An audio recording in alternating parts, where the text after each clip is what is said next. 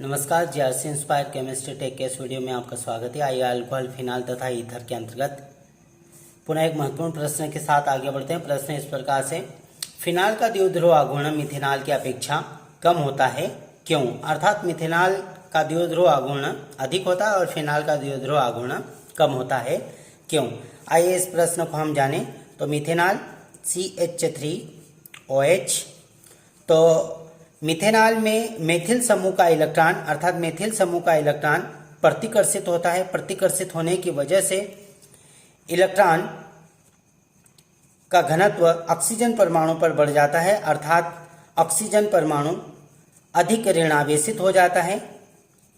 अतः हम इसको इस प्रकार से कह सकते हैं, कार्बन और ऑक्सीजन अर्थात कार्बन के साथ में ऑक्सीजन जुड़ा हुआ है, तो CO बंध में ऑक्सीजन परमाणु पर ऋणावेश बढ़ता है।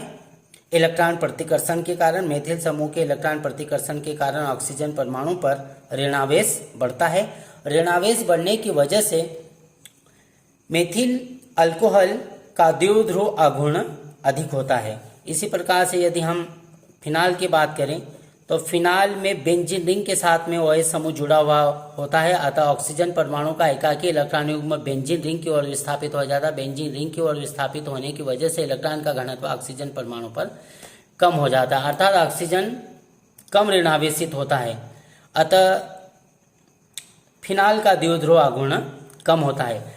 आइए इस प्रश्न को हम पुनः संक्षिप्त में जानें। तो मिथेनॉल का मेथिल समूह का इलेक्ट्रॉन प्रतिकर्षित होता है। इस प्रकार से इलेक्ट्रॉन प्रतिकर्षित होता है, अर्थात इलेक्ट्रॉन का प्रतिकर्षण ऑक्सीजन परमाणु पर होता है, इसलिए ऑक्सीजन परमाणु पर ऋणावेश बढ़ता है। तो ऑक्सीजन परमाणु पर ऋणावेश बढ़ जाता है, अर्थात कार्बन और ऑक्सीजन बंध को अधिक ध्रुवी बनाता है। तो कार्बन और ऑक्सीजन के मध्य जो बंध होता है, इस बंध को और अधिक ध्रुवीय बनाता है, जिसके कारण इसका द्विध्रुव आघूर्ण उच्च होता है, जिसके कारण मिथेनॉल का द्विध्रुव आघूर्ण उच्च होता है।